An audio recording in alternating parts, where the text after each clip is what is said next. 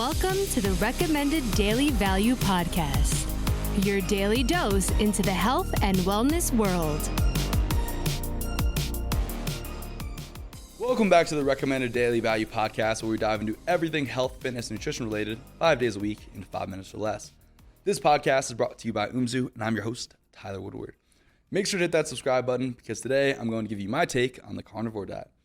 I feel like this is pretty self-explanatory, but the carnivore diet consists of only eating meat and eggs, and depending on who you ask, high-quality dairy. In the strictest form, it consists of only eating meat from ruminant animals, including beef or venison, not eating pork or chicken.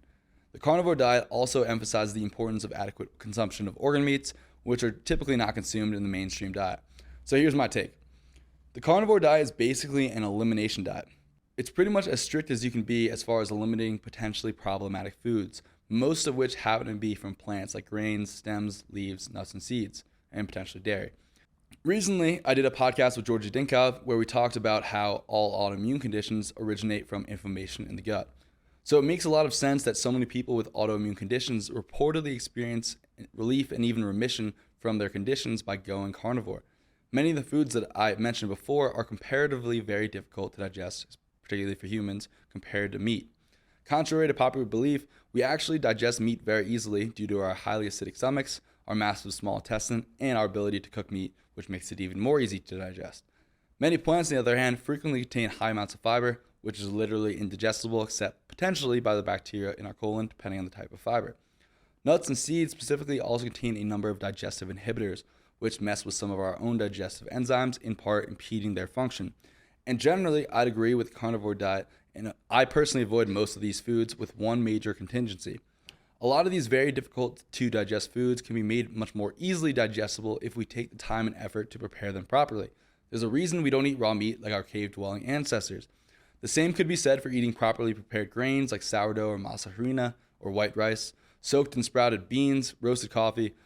All these processes that we use to prepare them make them much more easy to digest and can potentially inhibit some of the factors within them that interfere with our own digestive processes. I don't think any of these foods are perfect foods, but they can be made much less problematic if we actually prepare them properly. But back to the carnivore diet. A few lines back, I referred to the carnivore diet as an elimination diet. The point of an elimination diet is to make your diet as bare bones as possible to see what is actually causing your issues. Once you figure out what is causing your issues, the whole idea is to phase back in the foods that aren't causing you the issues, which is probably the biggest issue with the carnivore diet and why so many people eventually crash and burn on it. Contrary to popular belief, our body thrives on carbs, specifically easily digestible carbs like fruit and arguably certain starches like potatoes, rice, and maybe even sourdough. Without our preferred fuel source, over time our thyroid function begins to tank, the thyroid being what regulates our body's use of oxygen or energy consumption. So while I think the carnivore diet can be very, very useful, I do not think it should be used long term, rather as a short-term fix or like a diagnostic test to see what's messing with you.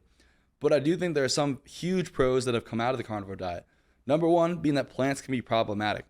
As we've discussed before, there's a huge movement today leading us to believe that plants are the be-all, end-all food sources, but that is not the whole truth. Many types of plants and vegetables can be very problematic to our health in excess, particularly the ones that are difficult to digest, unlike fruits, which are goated. And number two, the value of organ meats. Organ meats are nutrient powerhouses, and this should be pretty obvious. The majority of our own energy from the food we consume goes to our organs, so it would make a ton of sense that lots of nutrients, vitamins, minerals, certain amino acids are found there in high quantities. Our ancestors ate liver all the time. Even Marilyn Monroe is quoted as eating it a few times per week. And I think consistently eating organ meats is a huge health hack that many people are missing because they're so richly packed with nutrients that are often missing in our own diet, or at least the modern American diet. Well, that's it for this episode. So remember to eat your meat, but definitely mix it in with a ton of fruit, honey, and whatever other easily digestible carbs you enjoy. If you enjoyed this episode, make sure to hit that subscribe button and to share with a friend. Remember, these opinions are my own, based on my own research and experiences, and it's not medical advice. Till next time, be good.